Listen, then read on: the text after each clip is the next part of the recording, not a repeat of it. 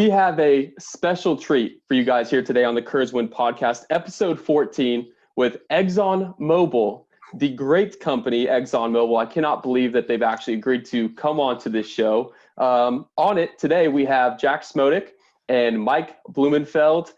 I personally cannot do a service to their titles. These are exceptional human beings and professionals in the renewable space. So I'd like to start with Jack. Jack, first of all, thanks for coming on. Could you please give us a quick intro on you, your background, how you ended up at Exxon Mobil?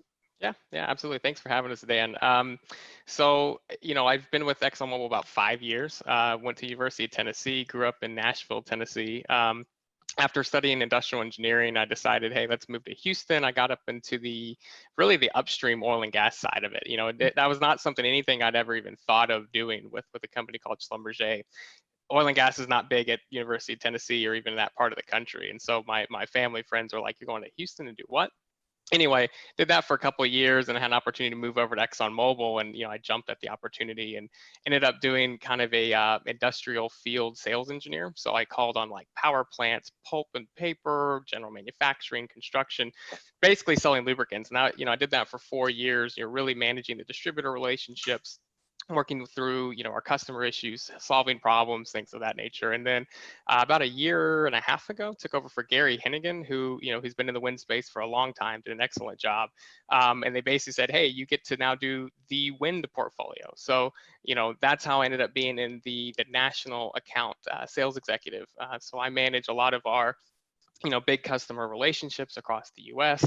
With OEMs, service companies, and what have you. So I'm kind of the wind sales guy for Exxon Mobil Lubricants. So been doing it a year and a half. I've loved it. I'm relatively new to wind, so I've learned a whole lot from our team, from other folks. Dan, you've been outstanding sharing some of your knowledge. So that's how I got here. But enjoying it so far. Looking forward to the next 5 years and beyond. Awesome. Thank you, Jack. And then, Mike, before you give your intro, we talked offline prior to this recording of the podcast. Your LinkedIn, if somebody were to go to your LinkedIn and say, who is this guy, Mike Blumenfeld?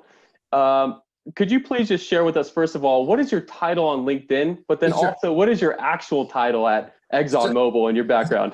So my title on LinkedIn may or may not be International Man of Mystery, because I honestly haven't checked it in about 10 years. My actual title is, what am I now? I'm Advanced Research Associate. So my job role is I'm the lead formulator for wind turbine gear oils in the Industrial Lubricants Development Group. And so I have a lot of fun working in industrial lubrication, mainly on the chemistry. My background is I have a PhD in physical chemistry from University of Arizona. I actually worked on the physics of solar cells and interfaces and surfaces. And there's a lot of interfaces and surfaces in tribology, which is the study of friction and wear. And so it was actually pretty easy to jump over to lubrication. At first, it didn't seem like a natural fit, but it actually came pretty well. And I do a lot of work on looking at sort of how wear progresses on surfaces, how different additives and chemistries interact with metals and polymers. So so I'm in my ivory tower in Clinton, New Jersey, where we do a lot of the research on lubrication, different types of failure modes, and kind of plot out the next generation of fluids. Fantastic. And Mike, you do have the best background. I have to give a shout out to you there. He even put plants in the background for us, in the renewable space, the green power. So I love the correlation that you're able to pull off. And I'll definitely try and do something similar in the next episode. My wife will be very happy you said that. Thank you. Fantastic. Hey, what about my wind turbine here? Come on, I actually have a little model here, so I need to add to my collection. Wind turbines and also Tennessee balls. So I love that. Gotta represent. Yeah. Got to represent. I appreciate you guys' background on both of you. It's very impressive, obviously. I wanted to actually talk a little bit about the Exxon Mobil origin story in the renewable space. You guys are traditionally known for oil and gas and your massive influence on that industry. Could you tell us a little bit more about how you got into renewables and what the evolution has been over time? Sure, I can take that. So a couple of my mentors, Angie Cardis, Jim Carey in particular, I owe a lot of credit to the work that they did. So really, I mean, Mobil's been very big in lubrication for a long time. Like we invented polyalpha olefin. We made the first products using PAO, and back in the 70s. So Mobil 1. So we have a long history in lubrication, particularly in industrial lubrication. So back in the 80s and 90s, wind was not this like explosive growth sector. It was just sort of another industrial application. And our fluids just kind of found their way into wind turbine gearboxes. And back in the 90s, like there were a lot of reliability issues. And so folks would ultimately blame the lubricant, as they usually do. And they'd come to us and they'd say, well, what's wrong with our gearbox? So we actually had a lot of experience kind of looking at the gearbox and kind of understanding the failure mode. We had tribologists and chemists available who were able to kind of look into it. And, it was really it was more of a hobby for them, to be honest, because it wasn't like this huge volume sector. It was just something that was really interesting. And so, they ended up putting together Mobil Gear SHC XMP 320, which, XMP is actually stands for, extra micropitting protection, right? So they were identifying all these turbines with micropitting issues. They figured out how to solve the problem from a fluid standpoint. And then, we just grew, that product sale grew with the wind industry. So it was a pretty organic growth. I love that you touched on development of products. I think it would be important for us to talk about your core focus. So we talk about lubrication, oils and greases. Could you maybe go over the different types of lubrications in the wind turbine application that you guys are currently servicing? Maybe Jack, you want to start with this one? Yeah, I can take that one. I mean, it's funny because you look at a wind turbine and it's a very small little compact box up there, but you have so many different types of lubricants in a small little area. You got hydraulic oils, you got your gear oils, you got greases, some open gear applications, and so you don't have a whole lot of variety, but you've got some of the big types of products that we sell, the hydraulic oils, gear oils, greases, and things like that. And then, as it kind of started out as, we fell into, hey, we've got products that work up tower, and then now we're starting to really optimize, as the entire industry is doing, is like, hey, how can we actually like formulate for this application? So that's what we're trying to do with some of our latest products is actually look at, the failure modes, and Michael get into this a little bit later, like what actually is going on there? How can we formulate to optimize up tower? But, we've got our hydraulic oils, but then that can be, a synthetic hydraulic oil. You can have a mineral based hydraulic oil, greases, and I think even gear oils, some of the traditional, it used to use mineral oil in the gearboxes, and then it pretty quickly moved to synthetic. And now, you start looking at the next generations of synthetic gear oils. In greases, same deal, the different thickener technologies that are out there.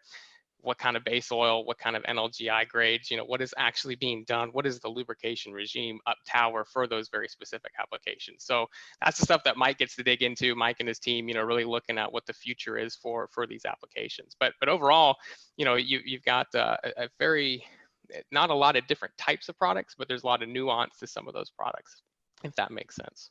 100%. Great answer, Jack. And this is a little bit of a curveball for the listeners out there. We like to go over a framework of questions that provide value to you guys, obviously, but just out of my own curiosity. And I personally don't know this answer, so I'd love to hear this. What is the difference between a mineral and a synthetic oil or grease? Mike, you want to take this one? Yeah, sure, definitely. Okay, so a mineral oil is typically considered it's like a natural product, right? You're starting with crude oil and you're trying to do kind of separations and treatments, but you're ultimately your starting point is crude oil. In a synthetic product, what you're doing is you start with crude oil, but then you break it down and you chop it up into all of its kind of cleanest, smallest building blocks, and then you rebuild from the smallest, cleanest building blocks. So synthetic oil is going to be a lot more consistent. To some extent, it's actually a little bit easier because 100% of the time, you know exactly what you're getting. There's a very small distribution of molecules. For a mineral oil, it's, you're basically dealing with whatever was in the crude oil as it worked its way through the refinery. And so there's a lot more variability, which is, that's part of our jobs, is to deal with that variability and make sure that the product quality is consistency. but you're always starting with a different crude. It might have come from Saudi Arabia, it might have come from Texas, depending on where you got it from. Yeah, one analogy that's kind of fun to think about is if you take a room and you take a bunch of different sports balls, so footballs, baseballs, tennis balls, bowling balls, and you took all of these different types of, things that technically roll, and you threw it out in a big room, that would essentially be kind of what the mineral oil looks like to the machine, on a very microscopic level. There's a bunch of different, it's all oil, it's all the similar type of molecule, but they're all a little bit different. And then as you actually start to do the refining process, maybe group 1 to group 2, you might take out, all right, we're going to take out the bowling balls and the basketballs. So you're left with a little bit more uniformity, but it's still a little bit different shapes. Now imagine you take everything out and it's basically just a floor of golf balls. That's essentially what the synthetic oil is. It's very uniform, very precise. You can roll across it a whole lot easier. You could still technically roll on it before, but now it's just the slidability and it ends up being a much more uniform molecule. And then that base stock has pretty unique properties as well. And so that you get a whole bunch of enhanced performance characteristics out of that actual base stock. And so that's stuff that Mike, looks at in depth as well, is, hey, what base stocks are we using and how does that impact the final lubricate, the lubricant's properties, if that makes sense. That's fantastic. No, I appreciate that, both gentlemen. I guess staying on the topic of lubrication 101 here, again, personally for me, because I need to learn a lot more about it, could you maybe explain to me why lubrication is paramount in the wind industry? Start with Mike. Yeah, sure. I mean, a lot of it's because the wind industry is very expensive, right? When things go down, when things break, it's very costly, it's very difficult to fix. So I mean, lubrication is important in a lot of industries, but if you're dealing with an escalator where you can fix it, it's one thing. If you've got a wind turbine that's out, 20 miles from the nearest town, and you've got to climb a tower, and you've got to shut the thing down, or maybe it's not producing, it's a much more challenging application from a servicing standpoint because it's very expensive. So you need that higher reliability in order to be competitive, and sort of that's why lubrication's so important there.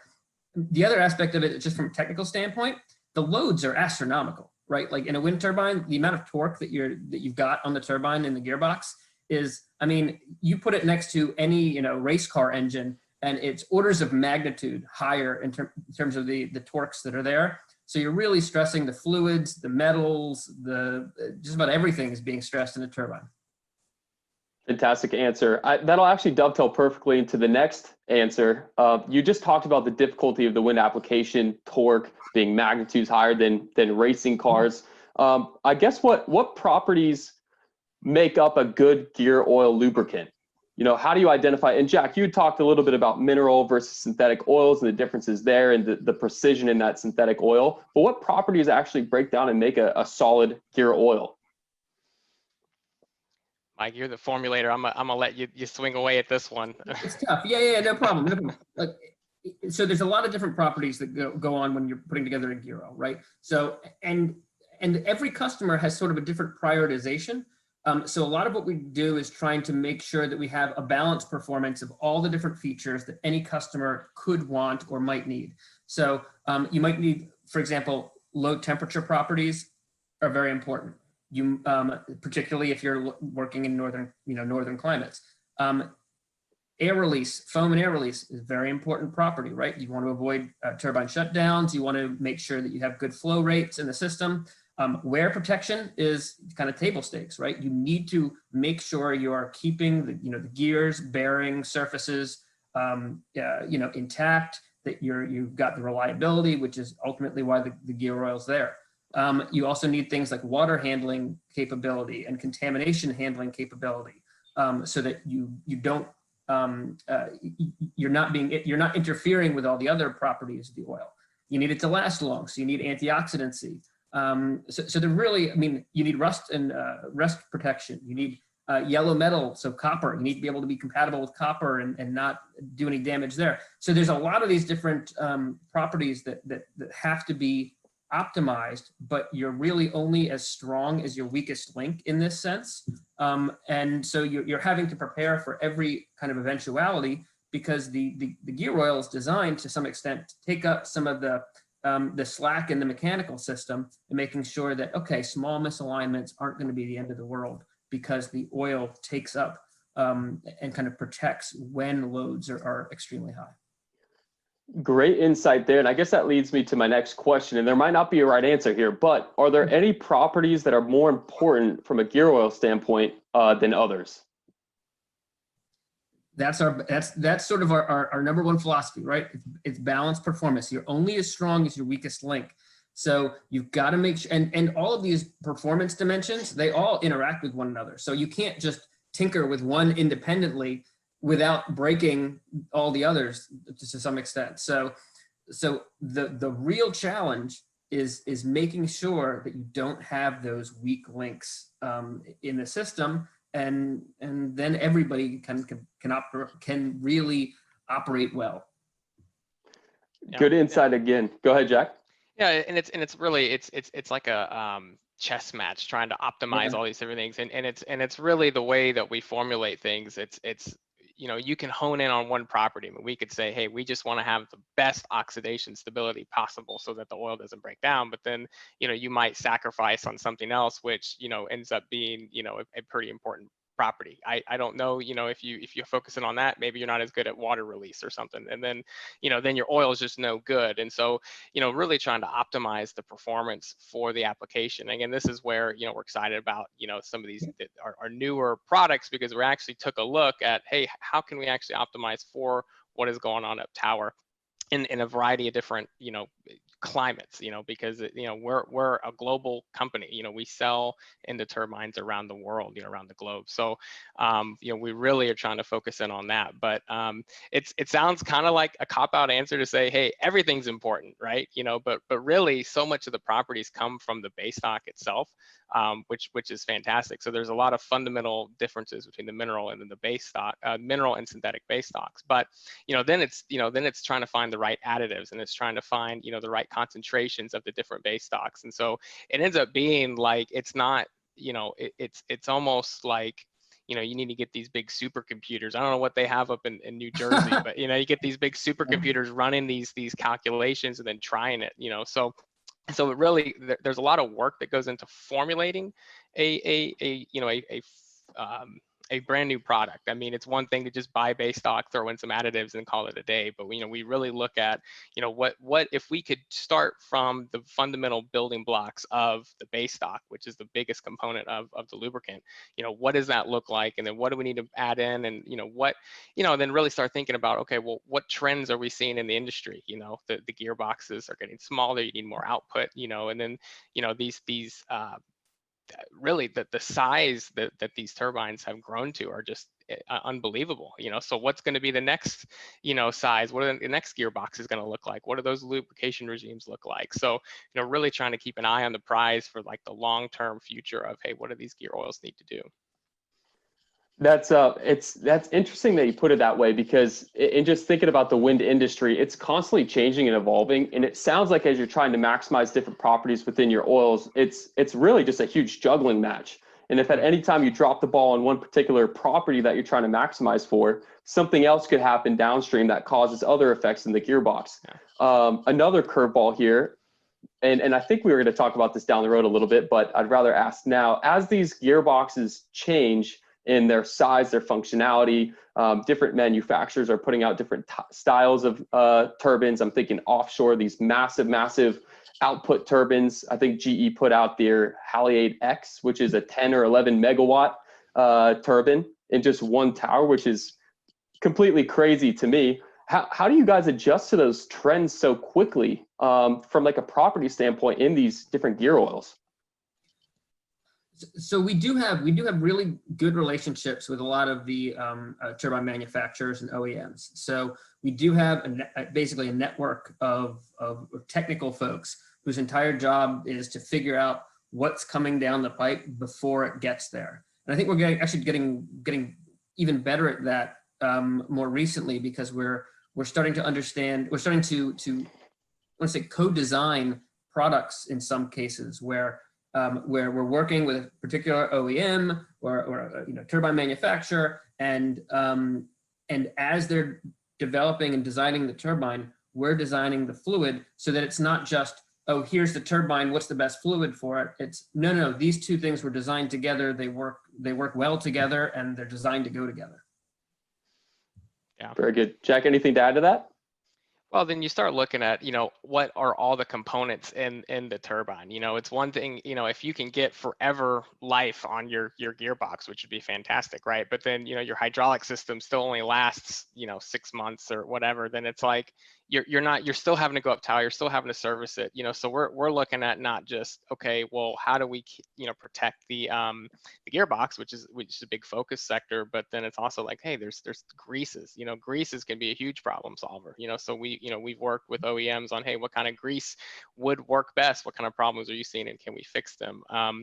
And then all the other product applications that are up tower. We have a lot of folks that use the synthetic hydraulic oil because it gives them the longest equipment life, and so they're finding value in that. So I guess to reemphasize, the gear oil is a big component, but really, we want to make sure that we lift all the total cost of ownership for all of these different applications, the open gears, the hydraulics, the greases, the gear oils, kind of lift everything up so that the overall life of the asset goes longer, so it's kind of a harmonized solution across the board.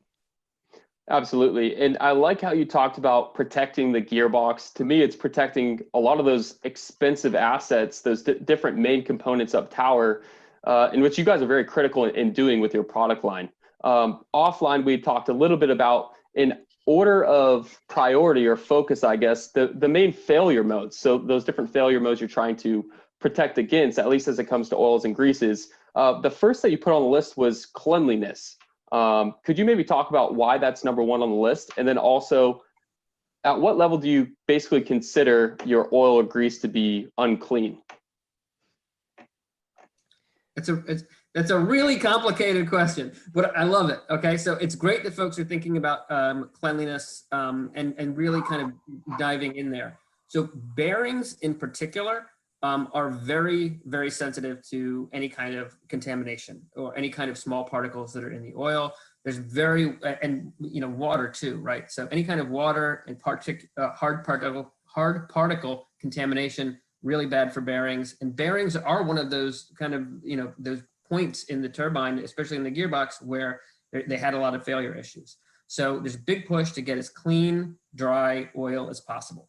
The challenge is that, okay, so how do you measure cleanliness? And there's multiple ways to measure cleanliness. Unfortunately, none of them are perfect. So you can have like online particle counters to try and measure cleanliness in a turbine.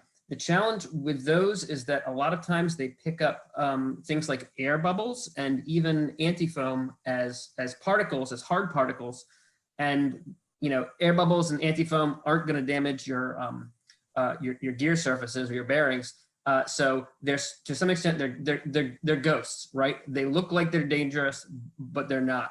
And so the challenge is to have your oil as clean as possible, making sure to minimize those hard particles, which you can measure using a microscope. Unfortunately, measuring them with, and counting them with a microscope takes a lot of time and is not easy to do.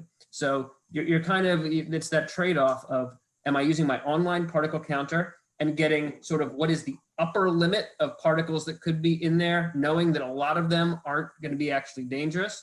Or do I use a microscope and you're spending money and time to actually do the count, where you're singling out, okay, this is, machine swarf for some other, metal that's in the oil. Jack, So anything to add? Oh, go ahead, Mike. Unfortunately, the answer is it depends. Fantastic. I love it, though. It's very insightful. And then, Jack, on the commercial side, anything to add on to that? I mean, cleanliness, I mean, it's it even comes back to the storage and handling of your lubricants, right? I mean, I can sell you the best oil in the world, and if you put it outside, that drum outside, and it gets wet, then that oil is not going to perform like you need it to, so that's kind of where we try and look at, okay, well, where is the grease or the oil, where's it going, where's it being stored, where's it being shipped, are you handling it the right way?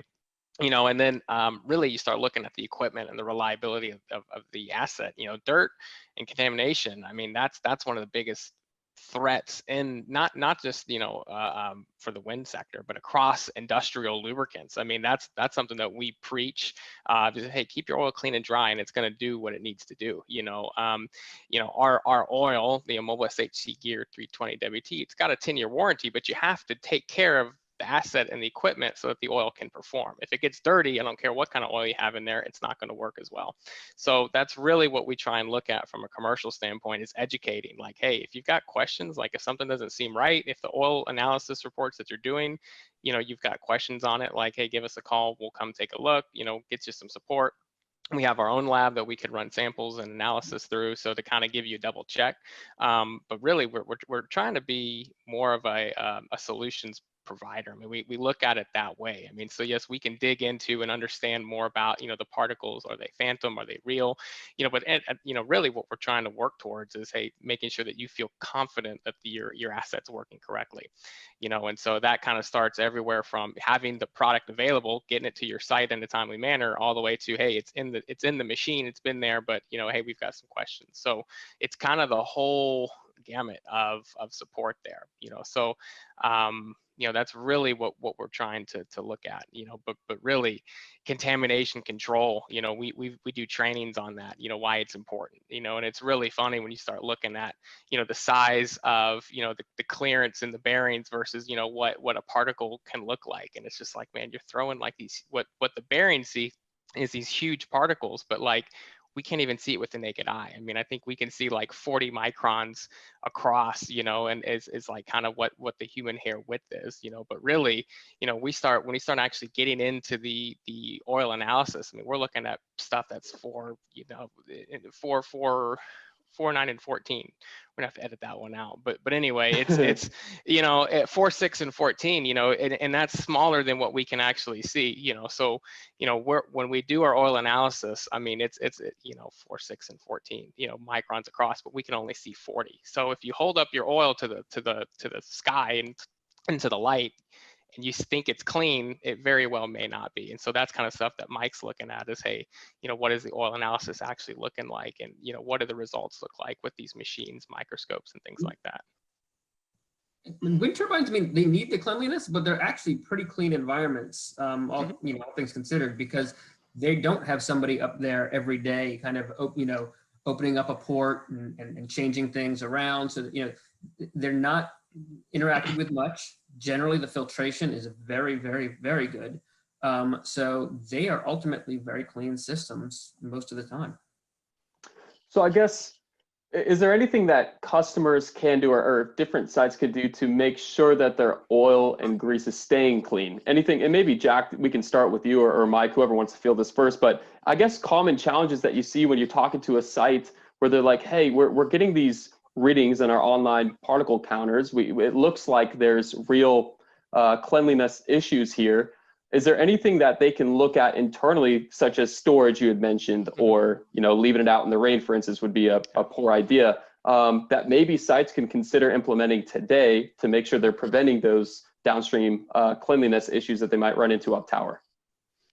Yeah, I think part of it comes back to, and I know we're seeing this trend, more and more folks are kind of having an established warehouse, and then they kind of manage their inventory themselves rather than, hey, we're just going to drop it on site, because a lot of these wind farms, I mean, they're very remote. You may not have a dedicated storage shed, where it's covered and, environmentally controlled and all this stuff to keep it out of the rain. So I think a lot of folks try and go as lean as possible to where, like, hey, we're going to have this central warehouse, but then when we're ready to do the work, then we'll bring it out and use it almost immediately, which is a good thing to do.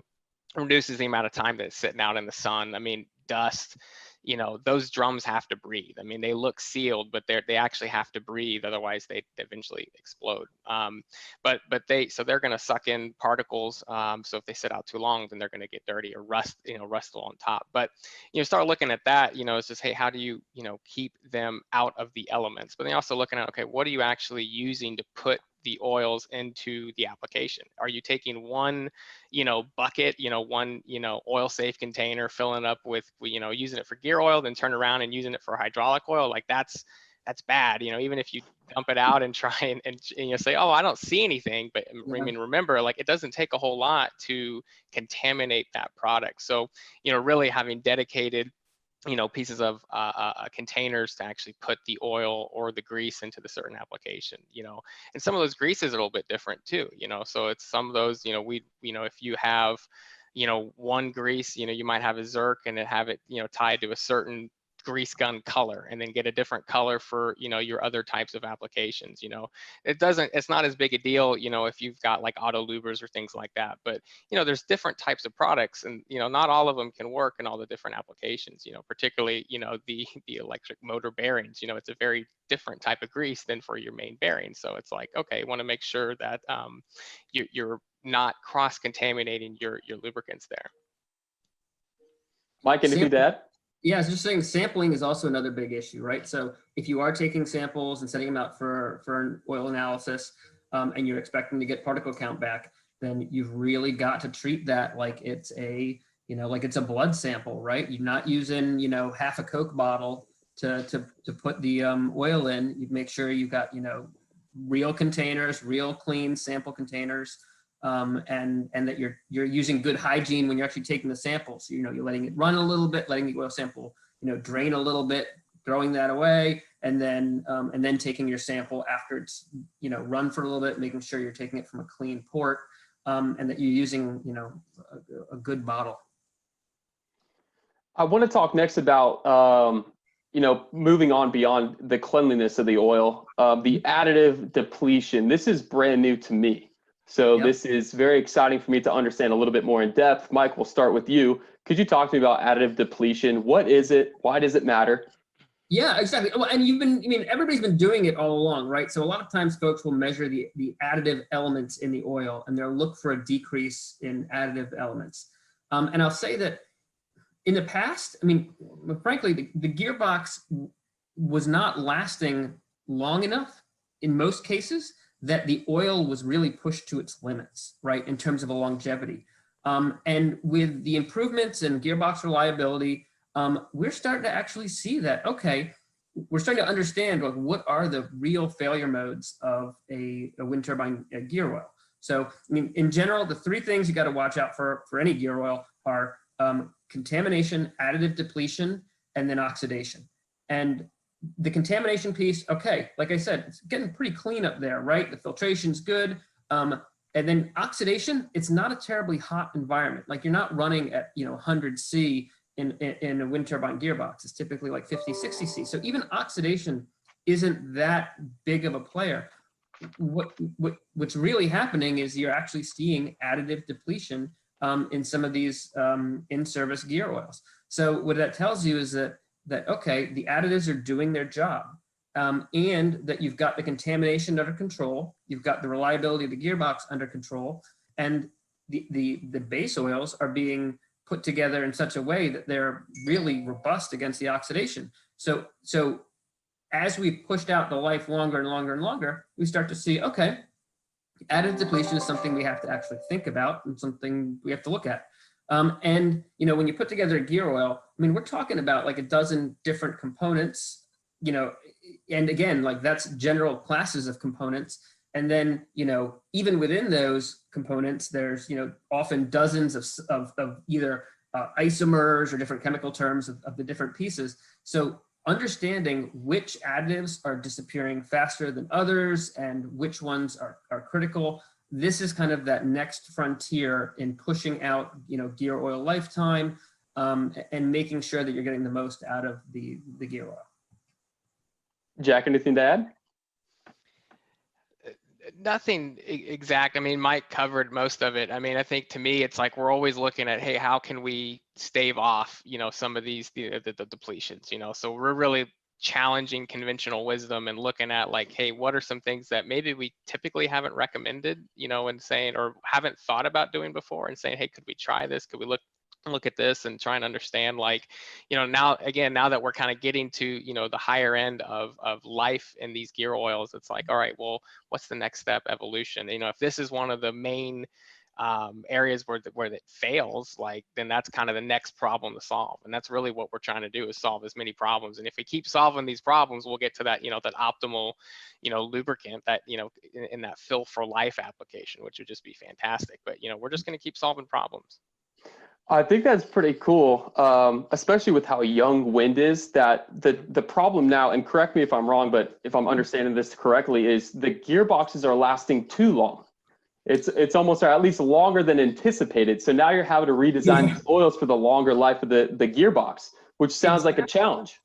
Exactly, right? Like, I mean, like, quite frankly, like, people were using, the gear oils for sort of 50% of what they could have gotten out just because there were other challenges to work on. So it really, yes, it is absolutely. It shows the progression of the industry and also the amount of work that the gearbox manufacturers have put into getting the longevity out of the gearboxes. They're starting to approach those design lives.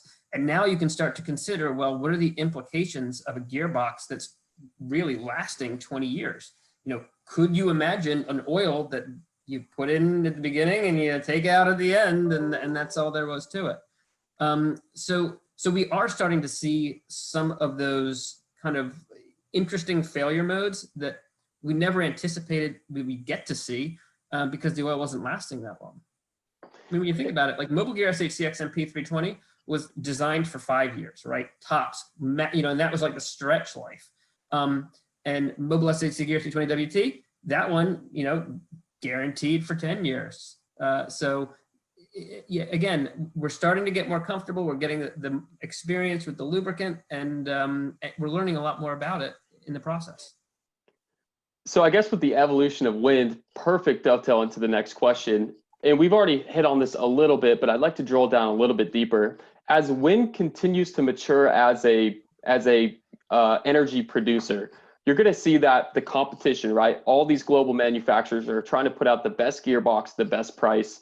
I guess what additional challenges are you guys going to run into? Like we've talked about additive depletion. Is there anything else that you're having to really consider as these gearboxes get larger, they last longer, they're in different environments such as offshore wind where you have salt water, which I'm sure adds into the mix some challenges as well. Can you just talk about that evolution and what's the next step? I mean, how do you continue to improve, or is that pathway even revealing itself at this point? There's definitely new technologies on the horizon. I mean, one of the things I mentioned was, bearings. There's still a huge focus on bearings, both from, a metallurgy standpoint, because, several years ago, we started to recognize, white etch cracking was a big failure mode, particularly in high-speed bearings, and it was very difficult to predict when these bearings would pop. This created a lot of uncertainty, a lot of research, and there's still a lot of research going on both in bearing geometry as well as the metals that are used to make them. And once you start getting into sort of some of these novel materials and new materials, then you have to worry about compatibility with the lubricant. You've got to worry about compatibility between the lubricant and if there's any kind of copper or yellow metals in the system. You got to make sure that it's not aggressive there and that it has the longevity, that it's not going to cause any interferences. So, I mean, there's the future is definitely uncertain, but there's still a lot more challenges. And you can always count on wind to find something new and interesting because they're constantly pushing the envelope. So, this is the fun from an industrial gear oil developer standpoint. I mean, this is the playground. This is the place to be. I love it. Jack? Yeah.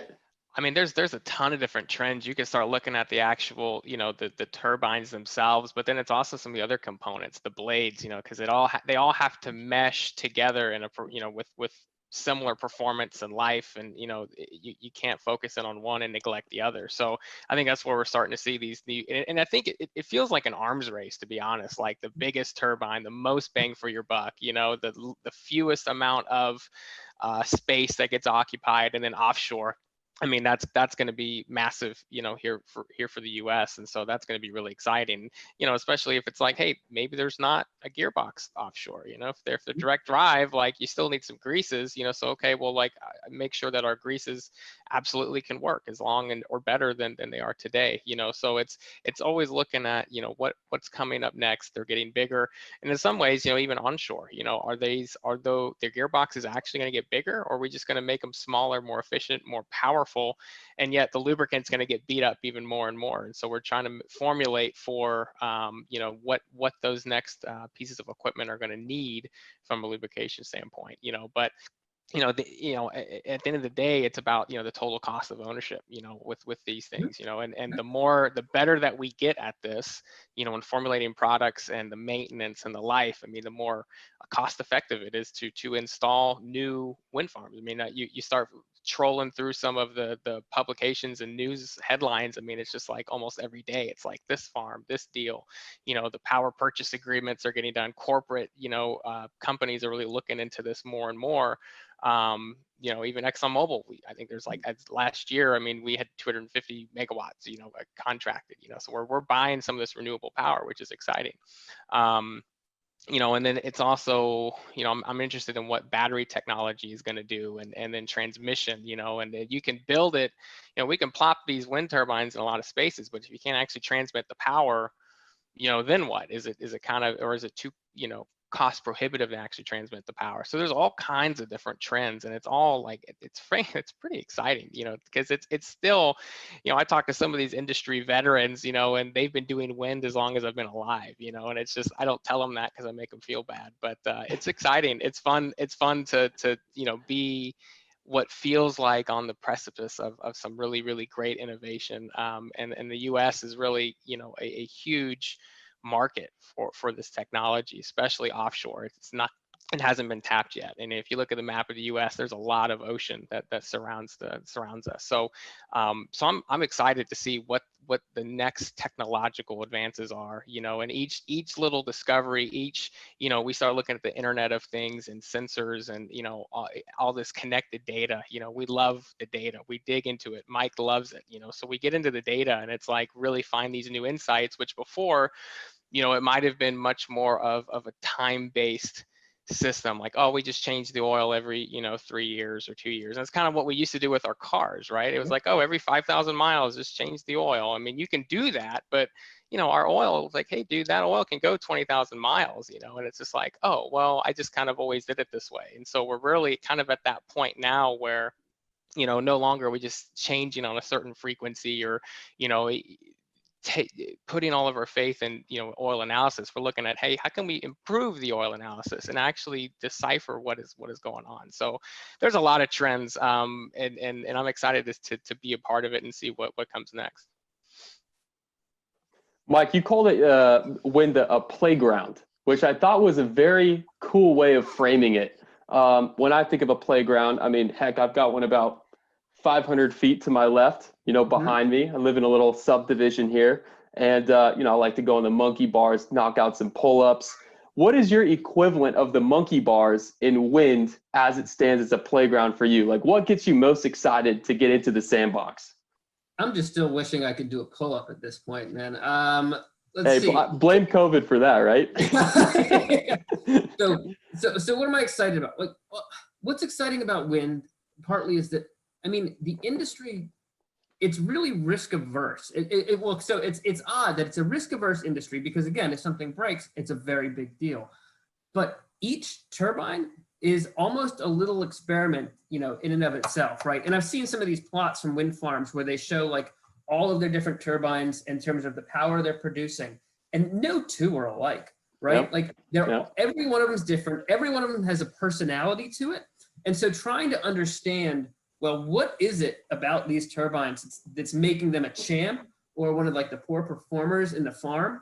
I will tell you from a lubricant standpoint, we got it easy, right? Like our lubricants are pretty homogeneous, right? Like if you fill up two like turbines with the same lubricant, those two lubricants are the same, right? Because they were one fluid. So it's something mechanical that's doing it, and trying to understand what are those mechanical. What is the machine telling the lubricant? What is the lubricant learning from the machine? And can we kind of tease that out from oil analysis? Can we find new physics? Can we learn about new failure modes? I mean, it's happened in the past. It's going to happen again because it's a very competitive industry. And you can't just put a margin like on everything and say that, oh yes, there's going to be like, we're gonna build the gearbox twice as big as it needs to be. No, you're gonna build it exactly as big as it needs to be. Otherwise, you're not gonna be in business. And so you're constantly at the edge there. And that's where all the interesting things are happening. Gents, this has been a fantastic conversation. We're going into the last part I do want to thank both of you for your valuable insight and handling a lot of my surface level questions because I'm no lubrication expert. So you've done a fantastic job thus far. Are you guys ready for the rapid fire round? Let's do it. I'm ready. I'm ready. You guys ready? Okay. And I think we've already sort of touched on this question, but it was prompted by somebody that I work with in the field, a customer of ours. And so the way that it's framed will be interesting. And I'm curious to see, starting with Jack, how you guys respond to this.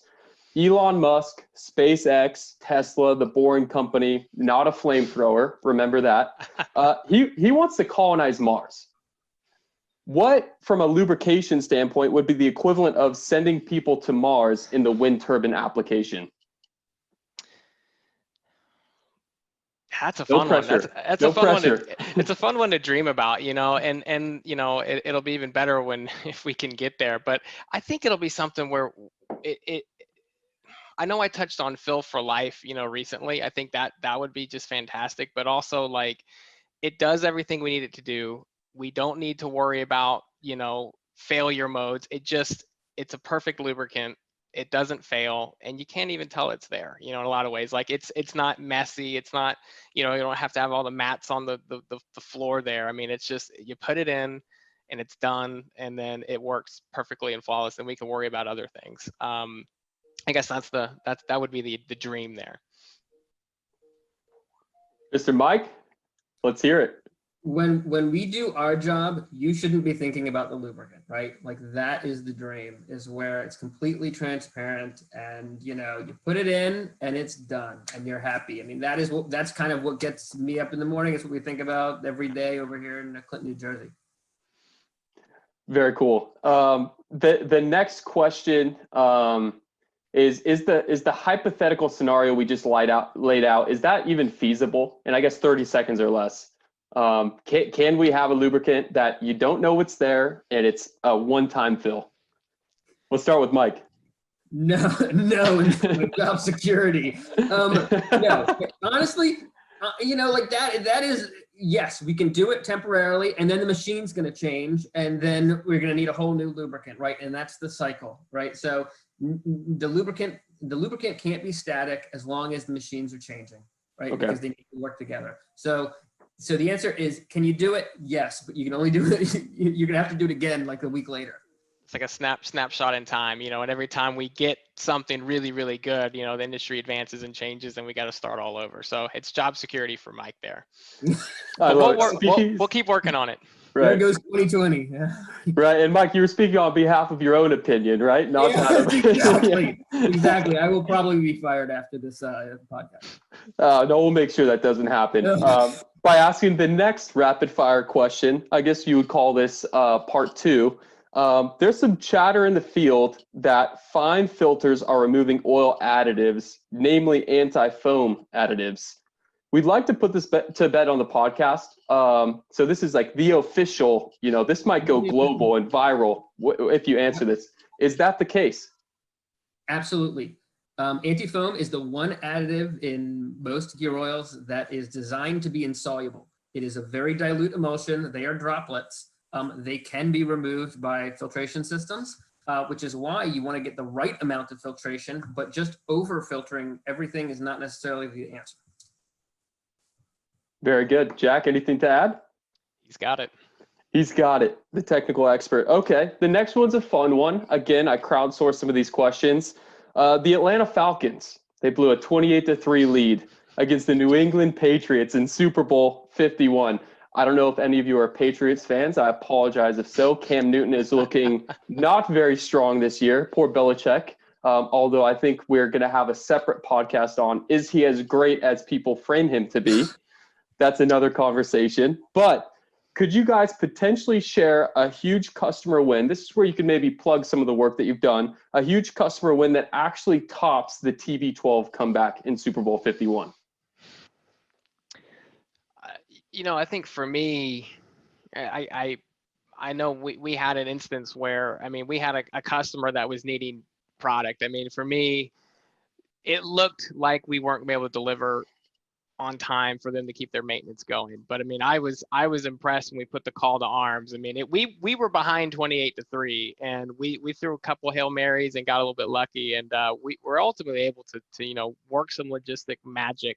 Really called on our organization. I mean, from top to bottom to really coordinate with the customer and see what we could do, and came up with some innovative solutions to ultimately get them some product. I mean, it was totes of gear oil, that they needed for their site, a huge delivery. And we got it there and they were able to get their maintenance done, and that was kind of the thing that we strive for. Like, we didn't want to be in that situation. We want to be, like you said, we want to be, on top of it, PO and the delivery date, and okay, we're done. But things got sideways, and we had to come together in a hurry. But ultimately, I think the customer was happy because they got their oil that they were looking for, and we didn't have to have that unpleasant phone call of, oh, sorry, we can't deliver for you today, and you're going to have to postpone your maintenance. So to me, that's kind of a win there for us, for the customer to be able to stay on track. But, really from my vantage point, seeing the work that we did and the collaboration was really, really helpful. Love it. Mike? Oh, and putting you on the spot here. Yeah, well, no, like, just the customer wins. Customer, or it could be just a development win too, something where you'd stumbled across some sort of chemistry. I know nothing about that in any case, but you know what's challenging? Wind turbine approvals, like OEM approvals. You got to get everybody to sign off top to bottom, bearings, gearboxes, the OEMs themselves. And just when all of that works out and you finally get everything aligned up and you get that seal of approval that yes, your oil is great for our system, it feels like magic. It's better than any Super Bowl. Ooh, better than any Super Bowl. Hot take like on episode 14 of the Kurz podcast. No, I love it. And I think it really just shows, I mean, this entire conversation, both of you gentlemen have a ton of passion for the industry. So I think that just illustrates, Mike, your passion for the industry and servicing a lot of these global OEMs. Speaking of wind passion, what do you love most about the wind industry? Let's put, the approvals aside or developing products, talking to customers. I mean, as a whole, what do you guys love the most, starting with Jack? I just love that it's a green technology that's it's not going away. Like, we're on the brink of, these turbines and this industry being around for hundreds of years, and I think this type of technology, it's only getting better. We're just on the brink of such great technological innovations, and and it makes sense, and I think it from a energy standpoint, energy is going to, demand for energy is going to continue to go up. So we're having to find new ways to produce energy. Oil and gas is kind of a traditional method, and now you start looking at all the different sources, solar and renewables and wind, nuclear, all, gas plants. I mean, there's so many different things that have traditionally been used, but I think now we're seeing the growth and explosive growth really of wind. And I think the better we get at it, the more cost effective it'll be, and it'll kind of keep feeding into itself. So it's part of a diversified solution of industry, of energy. And, I love being a part of it. I love supplying products and working with folks, because, there's some good people out in the wind sector, and it's a fun, smaller knit community, but it's making a huge impact on the local communities and then around the world. So it's just fun to be a part of something so big and so impactful, and exciting to see the growth potential. I love it. Fantastic answer. I love that. Mike, let's hear it from you. It is a really just scrappy industry, right? Like, it's a fighting industry. I remember, 5 years ago when we were having like white etch crack issues and bearings, like there was a real like anxiety that is the industry going to survive? Is the reliability there? And just seeing the resilience and that people working together to solve problems, to make sure that, the industry survived. It really feels like you're part of a community, you're building something bigger than yourself.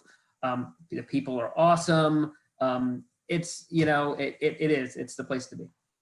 100%. Plus, to add on, you do get to go to shows like the AWIA show in Coronado, which is a huge upside, but it's only the cherry on top. I would agree with both of you gentlemen. It's the foundation of wind and exploring renewable energy as an energy source, we're not shrinking as a country, or at least I don't think we are. And the demand for energy is only going up, and being able to partake in the shift of narrative from a singular energy source or just a select few to diversifying across a select variety of different sources, including the renewable sector, which is fascinating to me. And then getting to know the people who are the backbone of the industry, everyone from the technicians to the individuals on the AWEA board, and all the efforts that they poured into making this industry so close-knit and moving together. And I truly mean together. While there are challenges, it just seems like the family has been drawn closer and closer over time. And it's an industry that I didn't seek out to get into, but I will never leave for that very reason.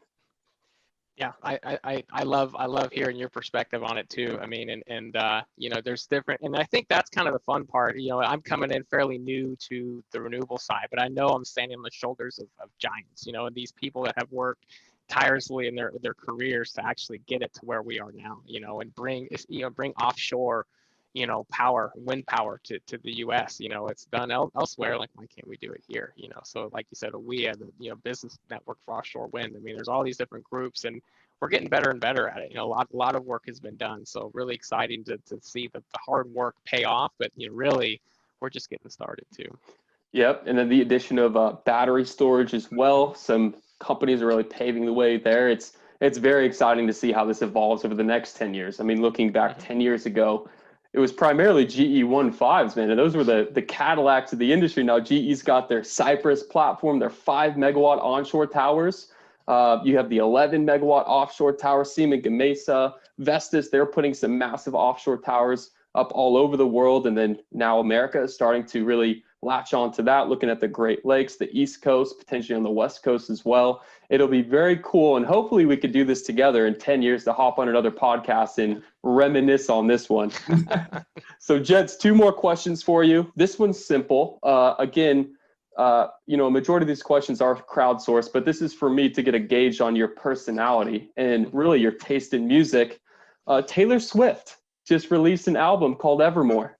My wife has some interesting takes on Taylor Swift. I just want to know, did you listen to the album, or at least some songs off the album? Yes or no? Jack, starting with you, and here's where you got to have a little slice of honesty in answering. I did not. I haven't listened to a single song. Okay, fantastic. We'll have you back on the show. Mike, no pressure? I have listened to the album. I thought it was very mature, complex, and introspective, which is a very, very 2020. I only halfway kid when I say the Taylor Swift thing. Just some background. My wife likes to blare Taylor Swift on car rides longer than 10 hours. So driving over Thanksgiving to Georgia and back from where I'm sitting just outside of Chicago was around 13 to 14 hours both ways. And I think we listened to Taylor Swift for 90% of it. So wow. I've had my fill for probably my lifetime and then some. Yeah, you're done. Yeah, I'm done. All right, last question. I asked this to all of our guests. This is something that I stole or borrowed, I should say. So Kurz doesn't have any issues with this, but borrowed from Tim Ferriss. He's an author of The 4-Hour Workweek. Tribe of Mentors is another book he put out. He's got a famous podcast that a lot of us do listen to. I know Charlie on your guys' team listens to it. He says, if you were to put a quote on a billboard for everyone in the world to see, so that's hypothetical, what would that quote say? Starting with you, Mike. Don't worry, be happy. Perfect. That might be the best one I've had yet. I like that one. Yeah, I can I steal that one anyway? Yeah, Jack, no pressure here, but you got to top that one. Mine's a little longer. It's from some Jimmy V, and he said, every single day in every walk of life, ordinary people do extraordinary things. I think that to me kind of sums up 2020. It sums up, our folks going up tower to work on these turbines. It sums up, our teachers, our first responders. I mean, there's so many people doing outstanding things. So, but don't worry, be happy is also a great mantra. I like yours, Jack. I thought that was good. Together, those are actually, especially, Jack, you hit the nail on the head. It's 2020, been an interesting year. I mean, I've got this cabbage coming out the back of my hat here. Yeah, Mike's joined me. Look at that. But your locks are much more wavy and controlled than mine are. Heck, I mean, here in Illinois, salons really aren't even open. Or my guy Rick, he's not seen anybody at Great Clips about 10 minutes down the road. So, but we definitely shouldn't complain about it. It's been a blessing and opportunity for us to grow, get together like this virtually, have these podcasts and conversations. So those were great quotes, gentlemen. I appreciate you sharing that. Just to end this podcast here, how can people get in touch with you guys? Mike, you're kind of the mystery man on LinkedIn, so maybe Jack will have you be the main guy that they can reach out to. How can people get in touch with you? Yeah, I mean, LinkedIn is great. Jack Smodic, I'm there on LinkedIn. But you also send an email, jack.smodic, SMODIC, at exxonmobil.com. Other than that, feel free to reach out to Dan and he could put you in touch with us. So be happy to answer any questions or, support you all any way that we can. Fantastic. Yeah, and we'll have that in the show notes. We typically recap all these different podcasts, and we'll put contact information. Mike, I might have to put your email in there as well, because you're one of the most interesting guests, the most decorated in terms of degree and background guests that we've had on. So I'm sure you're going to have some people reaching out to you, maybe even college students that are trying to pave the way into wind. So if you're okay with that, I might have to share your info. No problem. Awesome, man. Well, gentlemen, thank you again for hopping on this podcast. We went over an hour and it felt like it was about 5 minutes. I learned a ton. I think a lot of our listeners are going to learn a ton. Just really appreciate it. And this is episode 14 of the Kurz Wind podcast.